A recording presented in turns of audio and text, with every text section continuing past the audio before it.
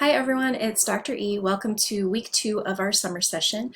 Hopefully you're getting more comfortable with how the class is structured, how everything looks in D2L. You're taking some time to click around and find things. If you have questions or concerns, you can usually find the answer in the materials that are offered, but of course you can always use the Q&A discussion board as well, which I appreciate that some of you have already done.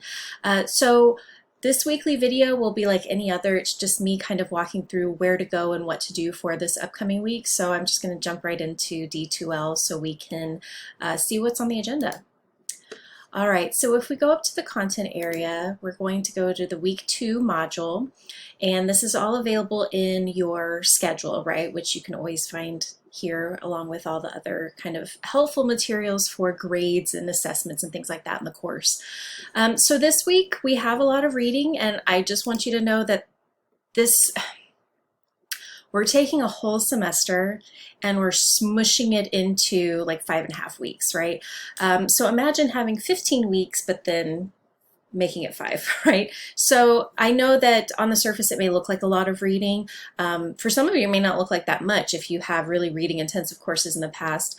But I want you to know that the way our book is structured, the chapters are not too long and they're not too dense. I feel as though Lunsford and the other editors in the text have done a really good job of sharing information, helping us think about writing and composing and researching and all those things related to a course like ours and academic writing in general. But it's in an easily digestible kind of amount of pages, right? So it's not too much. There are plenty of materials and resources that help throughout the text. And the online version of the book, I think, is really helpful. And you know what? I'm actually going to pause right here and open up the online version of our book so we can walk through just a little bit of that. So I've gone to the Norton Publishing page to access the online version of our course text. And this is what the table of contents looks like, right? So it's pretty straightforward and it's easy to navigate. You just have to know how to kind of back out of some of the chapters. So for example, one of the chapters we'll read this week is Language, Power, and Rhetoric. So if you click on chapter 4, the chapter will, the start of the chapter will appear here. And then on the left-hand side, you have this list of options, right? You can go to the previous chapter. When you scroll down, and you can see up here, we have page numbers. You can print, but it's a limited amount, right, for copyright reasons. So we open with a quote by Gloria Anzaldúa, who is one of my favorite authors. So I hope that you enjoy her ideas as much as I do. That's a lovely picture of her. If you scroll down,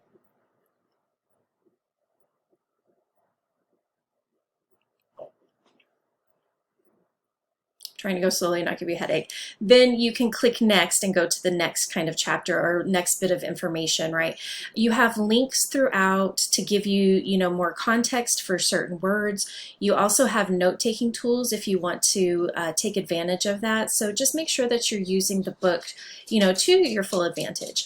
On the left-hand side, you'll see here that there's the table of contents. So if you need to kind of click out and click back in, it's separated by the different parts, right? So we are starting with part 1, the need for rhetoric and writing. So if you click on this arrow, it will expand to show you those chapters, and then you click back. So you can just click back and forth in those ways. All right, so that's just a quick glance at the book, and hopefully you find it easy to navigate. If not, you can let me know, but I can only do so much to help walk you through this, but I'll do everything I can, right? All right, so if we go back to our course, let me go to our course. I keep clicking out of things, sorry. All right, so you have 3 chapters to read. One is Language, Power, and Rhetoric, which we just kind of, walked through and looked at.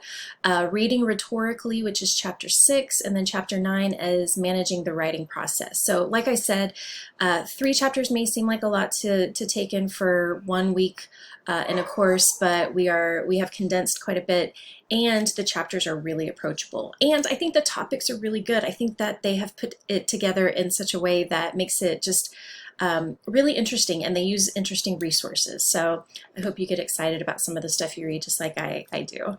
All right, so this week to watch, you have your weekly video, which you're watching right now, and then you also have a mind map instructional video. So that link is posted below. I did go ahead and cancel the food journal video for this week because we're not actually expanding anymore into that assignment, so it just seemed a little bit unnecessary to force you to watch the video when we're not working on it this week because you submitted it this previous week, so that'll come next week. All right. So I've moved that.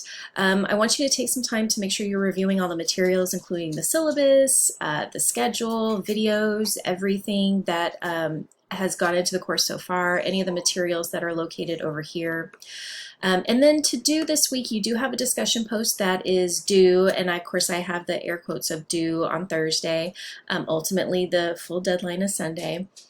You have a mind map, that's why we're watching that video. So your mind map is due Sunday, as well as a weekly quiz, right? And that is broken down here so you can see the due dates. I do want to make clear that you can respond to 2 of your colleagues, and that would be due by Sunday, and that's in the discussion post, but it's worth bonus points. So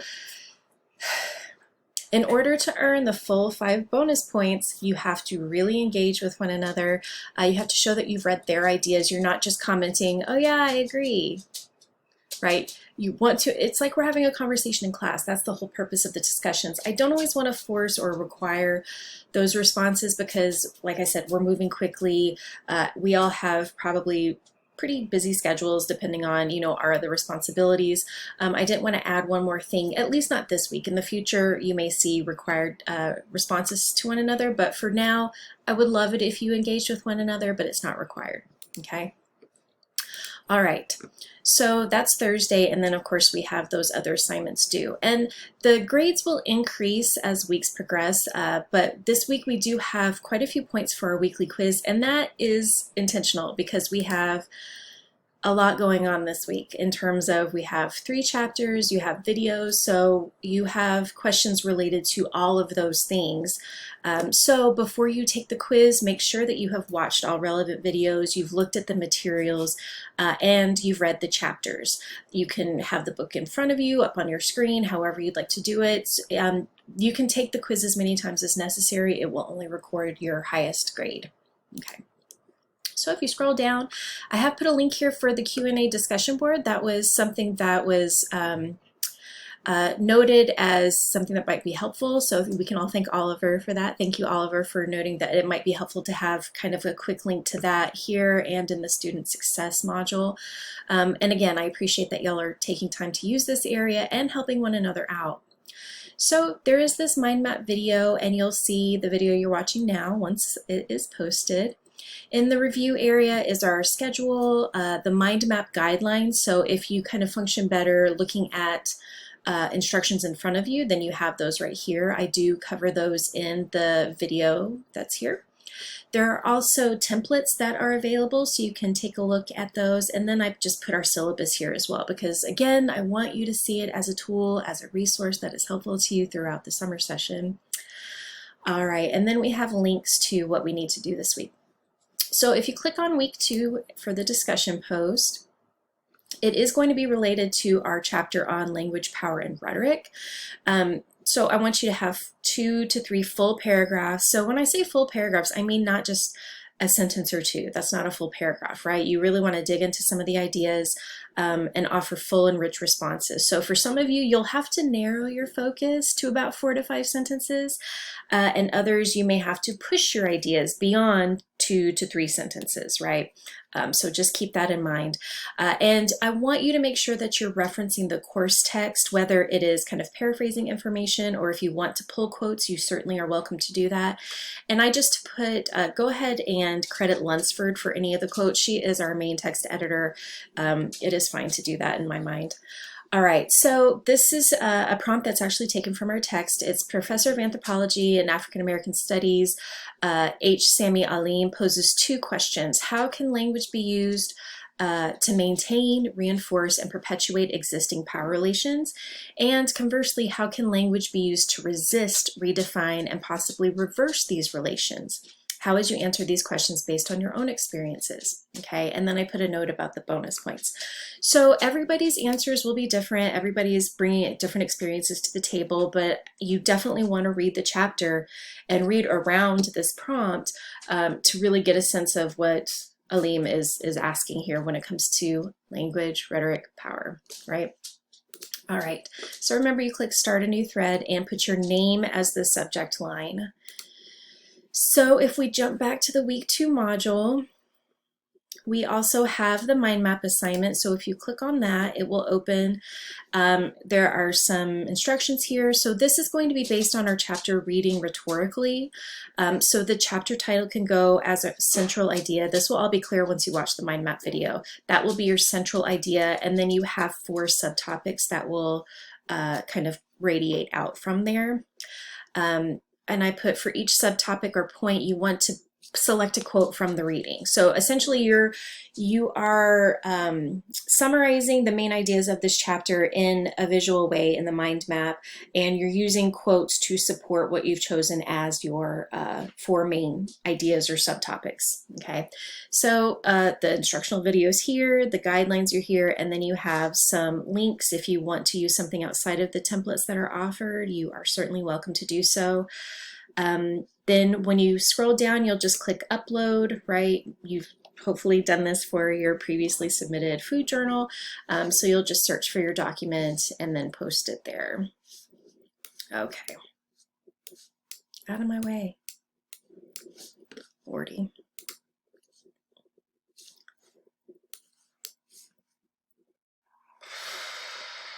Technology this week is not my friend. All right, so that is your mind map assignment. And then the last thing is going to be your quiz. And like I said, it's worth 40 points, which is quite a bit. And it's based on all of the videos and all 3 chapters. I want you to know that the random word that's included in the quiz this week is going to be headphones. Random word. All right, so if you have any questions or concerns, please feel free to reach out to me. Definitely post in that Q&A discussion board. That's what it's there for. But if you want to talk just directly to me, you're certainly welcome to do so. I'm going to post those office hours if any of you want to chat for those student success hours during the week. And if you can't meet during those times, you can just let me know. We can schedule around that. All right, good luck this week. Take care.